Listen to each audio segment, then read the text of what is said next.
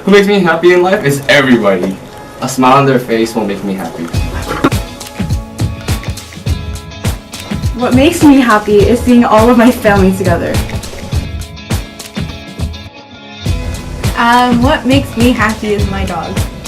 So what makes me happy is like the intangibles, like my family and my friends. What makes me happy is eating food. What makes me happy is playing cards during math class.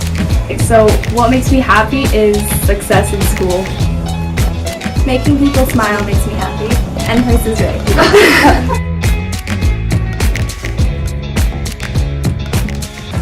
What makes me happy is Eunice. And what makes me happy is Jalen. Friendship! Yeah! What makes me happy is Frozen. What makes me happy? Little things, like when people remember little things about me.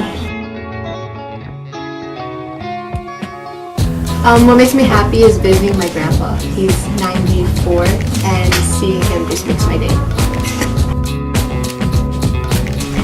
What makes me happy is to seeing my friends and family and those dear to me just succeed in whatever they pursue. So seeing them in success just makes me happy overall. Okay.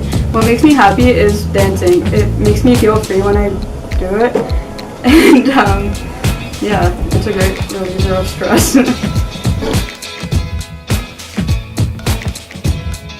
What makes me happy is sleep. What makes me happy is art and also discovering new music. Yeah.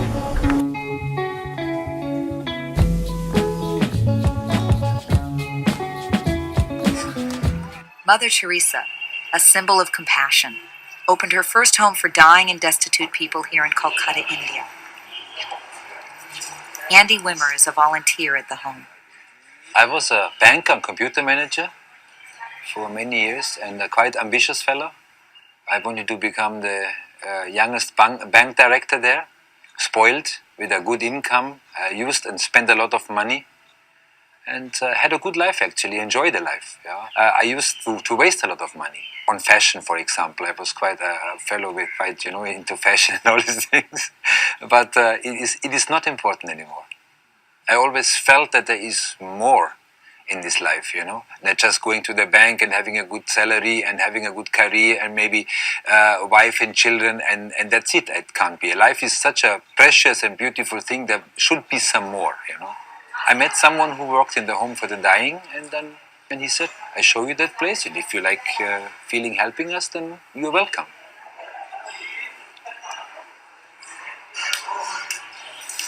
Yeah?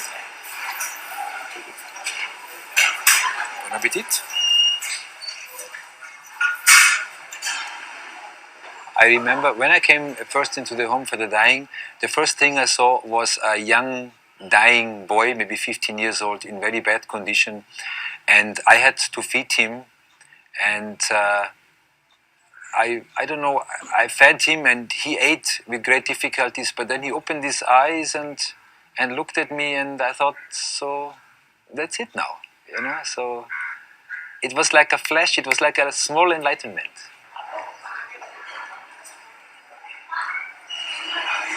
You learn a lot from these patients we care for. For example, acceptance and tolerance also. So we pick the people up usually from garbage dumps and from railway station platforms and admit them in the home, and then with basic medical care we try to save their lives. But the most important is to show them that they are loved by God, that they are not forgotten, that their life is precious, that someone cares. So we do everything by hand, but there is a tremendous sweetness in taking someone's burden up a little bit.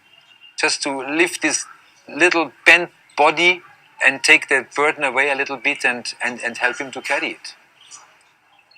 My life has a meaning. You have someone, a dying man in front of you, a dying young man, and he asks for a glass of water. It is very little, but it's so important to give him this glass of water. It's such a symbolic act even, I got this life. I get my parents, my friends. I was never really sick. I had always enough food to eat. I am the first one in my generations which never experienced a war. For me, my life is like a loan given from God, and I will give this loan back, but with interest. And that's what we do. You serve your brother in front of you who is in need, and it gives yourself a fulfilled, happy life. Perfect, no?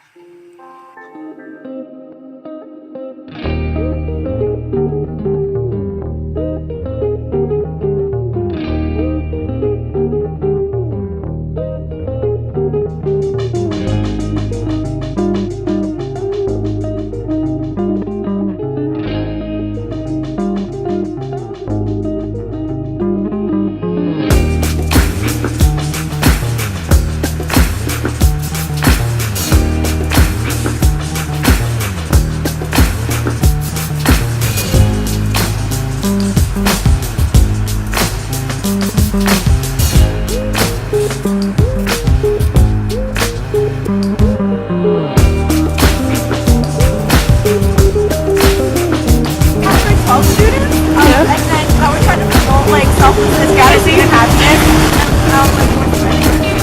Downtown Toronto, and then that's good.